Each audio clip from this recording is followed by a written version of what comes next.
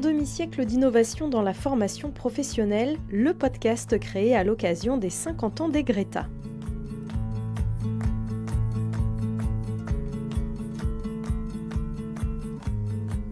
Une formule que tout le monde utilise par rapport à l'IA, c'est pas l'IA qui va me remplacer, je vais être remplacé par quelqu'un qui sait se servir de l'IA. En gros, il faut considérer que vous avez en face de vous un stagiaire très intelligent, mais qui ne sait rien. Si j'arrive pas à bien expliquer ma demande, je vais avoir une réponse qui ne correspond pas à ce que je veux. Pour ce 5e épisode de notre série, nous recevons Frédéric Lefray, dirigeant d'une agence spécialiste en stratégie d'utilisation de l'intelligence artificielle. Il travaille notamment pour le secteur de l'éducation auprès d'organismes de formation, de CFA et d'établissements d'enseignement supérieur. Ensemble, nous allons nous interroger sur les impacts de l'intelligence artificielle sur les métiers de la formation, mais également sur les besoins en compétences des entreprises ou sur le comportement des candidats. Frédéric Lefray nous donne également quelques conseils pour mieux se saisir de ces nouveaux outils numériques. Pour démystifier le grand mouvement qu'il y a autour de l'intelligence artificielle, c'est un outil, c'est en aucun cas de la magie. L'objectif de cet outil, c'est de pouvoir accélérer sa façon de travailler. On est vraiment sur une vraie nouveauté, une vraie révolution. On a déjà connu par le passé le passage à des logiciels numériques, etc. Là, on est vraiment sur un véritable assistant personnel qui va aider n'importe quel collaborateur dans les tâches qu'il a effectuées pour sa mission. Ça peut être aussi bien au niveau de la communication, pour créer des outils de communication. Ça peut être au niveau éducatif. On le voit aujourd'hui où certains CFA utilisent déjà l'intelligence artificielle et ce sont donc les formateurs ou les enseignants qui vont préparer leurs cours, qui vont générer des quiz, des QCM.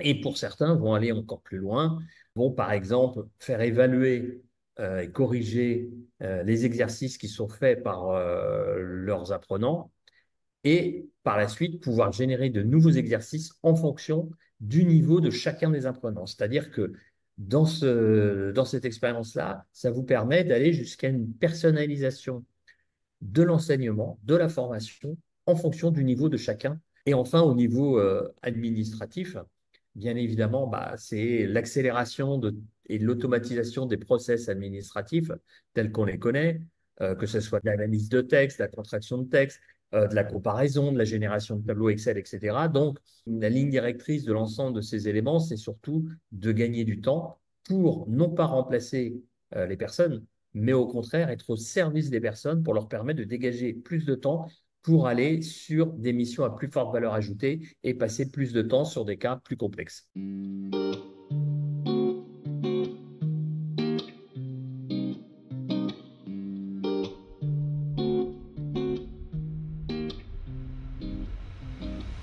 La première des choses à faire quand vous voulez utiliser l'intelligence artificielle, c'est tout simplement, dans un premier temps, de ce qu'on appelle de faire des sessions d'acculturation.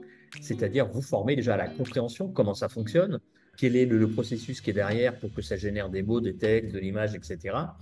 Mais l'acculturation, c'est aussi en connaître les atouts et les limites. Les limites, il faut bien connaître la réglementation, c'est-à-dire ce n'est pas parce qu'aujourd'hui l'IA est arrivée que la réglementation actuelle ne s'applique pas. Donc, je parle là bien évidemment du RGPD, mais aussi du nouveau règlement européen qui a été adopté concernant l'intelligence artificielle, qui pose des limites, et heureusement d'ailleurs, et d'autres choses comme l'éthique, qui est très importante, c'est-à-dire qu'il faut faire attention, on peut avoir des biais culturels. Aujourd'hui, les IA que la plupart des gens utilisent, ce sont des IA qui réfléchissent en anglais et qui se traduisent en français, ce qui veut dire que c'est dans une culture anglo-saxonne. Donc, on peut avoir des biais culturels assez importants. Et enfin, il y a évidemment tout ce qui est sécurisation des données. Donc, j'en profite pour dire à tous ceux qui, aujourd'hui, travaillent avec ChatGPT ou avec Gemini, sachez que toutes les informations que vous les mettez dans un pot commun pour le monde entier.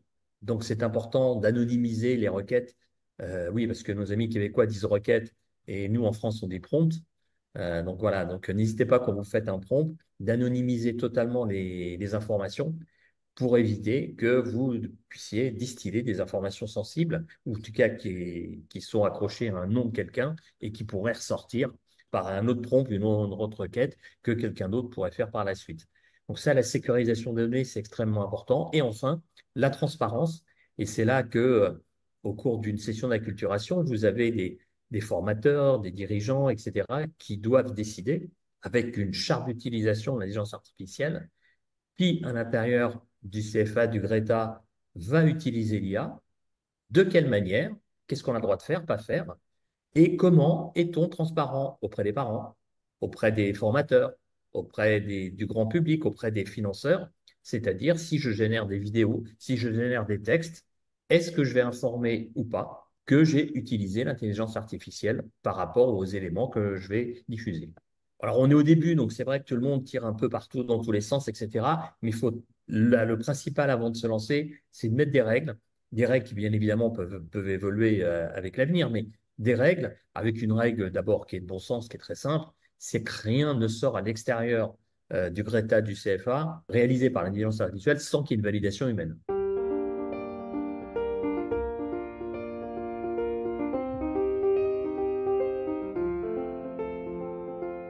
Pour Frédéric Lefray, il est donc essentiel de cadrer l'utilisation que l'on fait de l'intelligence artificielle. Loin de supprimer la place de l'humain, elle ne fait finalement que la renforcer. L'humain est essentiel parce que, d'abord, l'intelligence artificielle se nourrit de la data. Sans data, l'intelligence artificielle ne sert à rien. Donc, d'abord, il y a toute une politique de gestion de la data qui est faite par l'humain, c'est-à-dire comment je vais la classer, qui a le droit d'accéder à la data ou pas à la data. Et surtout, c'est que si vous n'avez pas quelqu'un qui fait la requête ou le prompt, l'IA ne pourra rien faire d'elle-même. Donc, l'humain va être capable aussi de pouvoir évaluer, par exemple, si vous prenez la génération, et je sais que pour des conseillers de formation, ça peut aider, la génération d'un tableur Excel, vous pouvez faire des tableaux croisés dynamiques en moins d'une minute avec l'IA. Vous allez me dire, c'est génial. Si moi je demande et que je ne connais rien à Excel, comment je vais vérifier si je n'ai pas fait une erreur dans mon prompt et si la formule de calcul qui m'est proposée par l'IA est bonne?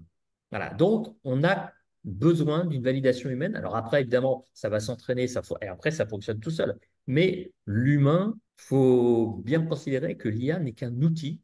Alors certes, un outil qui est fantastique et qui apporte vraiment des choses qu'on n'avait jamais vues jusqu'à présent, mais qui n'est qu'un outil au service de l'humain. Avec de la data, vous allez avoir par exemple, j'en sais rien, moi, 300 data dans un territoire pour bien affiner les cartographies de l'offre d'emploi, les offres de compétences, etc. Évidemment, l'IA va vous aider à extraire ce qu'il y a de mieux, ce qu'il y a de plus intéressant, mais pour autant, il ne faut pas non plus aller uniquement sur un tri totalement objectif et mathématique. On sait très bien que l'humain, et notamment conseiller de formation, grâce à son background, grâce à son expérience personnelle, est capable de rajouter, de dire, même si dans les stats, lui, il doit forcément aller dans cette formation-là, moi, je connais, je sais que ça n'ira pas, parce que par rapport au cursus qu'il a, etc. Et ça, c'est des choses qui sont évidemment subjectives, mais qui viennent, et c'est là que l'humain prend toute sa part, qui viennent de notre expérience et notre compréhension d'environnements très complexes.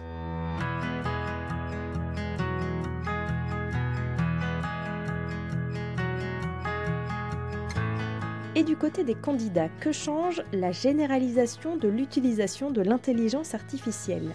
Les jeunes, notamment, n'ont pas attendu pour se saisir de ces nouveaux outils. Pour les 16-24 ans, on est à 48% qui possèdent de l'IA sur leur téléphone portable. On peut considérer que quand on reçoit aujourd'hui des CV, des lettres de motivation, on peut considérer presque 2 tiers d'entre elles sont réalisées par ChatGPT. Ce qui ne veut pas dire qu'elles sont bonnes, parce que si le prompt est mauvais, évidemment, la lettre de motivation sera mauvaise. Mais le problème, c'est que ça va aussi standardiser toutes les réponses qu'on va avoir.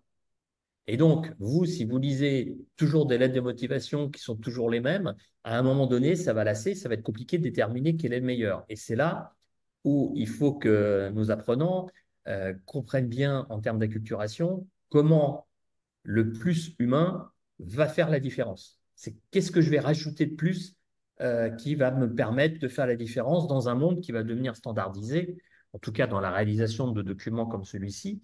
Et bien évidemment, l'utilisation de l'IA, alors après, suivant les différents types de formation et d'emploi, ils n'utiliseront pas les mêmes IA. Mais ce qu'il faut qu'ils comprennent, c'est comment ça fonctionne et être capable demain, s'il y a une nouvelle IA, de pouvoir s'adapter, de pouvoir l'utiliser. Donc, c'est vraiment apprendre à apprendre. Et on le voit bien dans les formations aujourd'hui.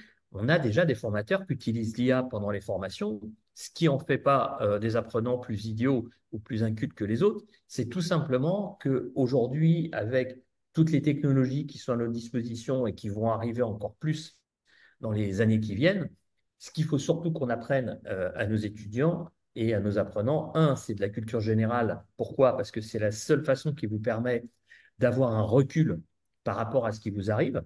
Donc ça, c'est quand même important. Et deuxièmement, c'est une capacité d'apprendre à apprendre. Voilà, parce que les outils seront là, mais c'est surtout comment je m'adapte par rapport à de nouveaux outils qui vont arriver. Et là, on parle de ChatGPT, Gemini, Mistral, mais je suis incapable de vous dire dans 1 an et demi s'ils ne seront pas complètement dépassés par d'autres choses qui vont arriver. Il va falloir s'adapter et c'est plus sur la capacité d'adaptation à ce type d'outil qui sera réglé par l'intelligence artificielle qu'il faut surtout former nos apprenants.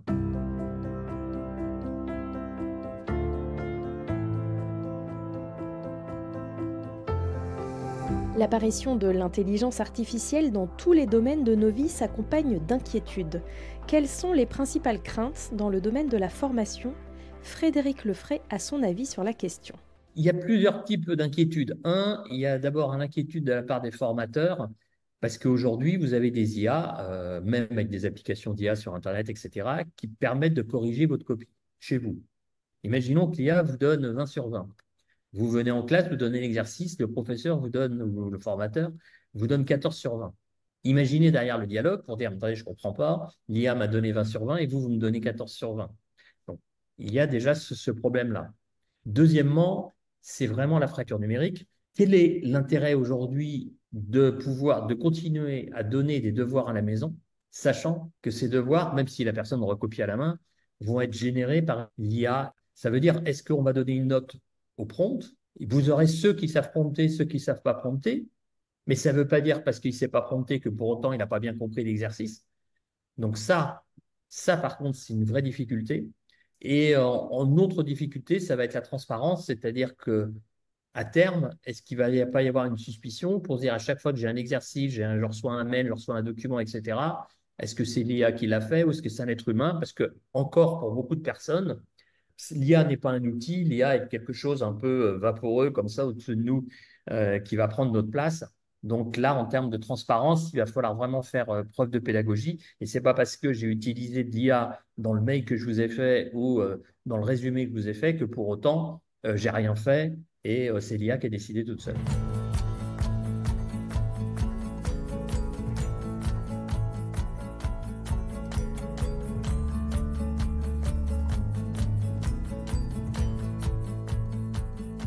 L'IA n'étant qu'un outil, il ne faut pas que ça soit une finalité. C'est-à-dire que je ne vais pas utiliser l'IA pour utiliser l'IA.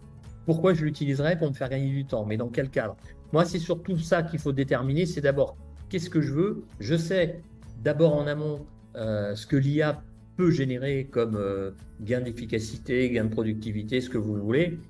Et à partir de là, à quel moment je dois l'utiliser pour m'aider? Et surtout, ne pas partir dans tous les sens dans l'IA, faire 1 ou 2 chantiers prioritaires, faire étape par étape, évaluer si c'est bon, je vais plus loin, etc. Mais il faut faire attention de ne pas tomber non plus dans l'IA mania et de mettre l'IA à toutes les sauces et à tous les moments, parce que par moment, l'IA n'apporte aucune utilité, donc ce n'est pas la peine dans ces cas-là de l'utiliser.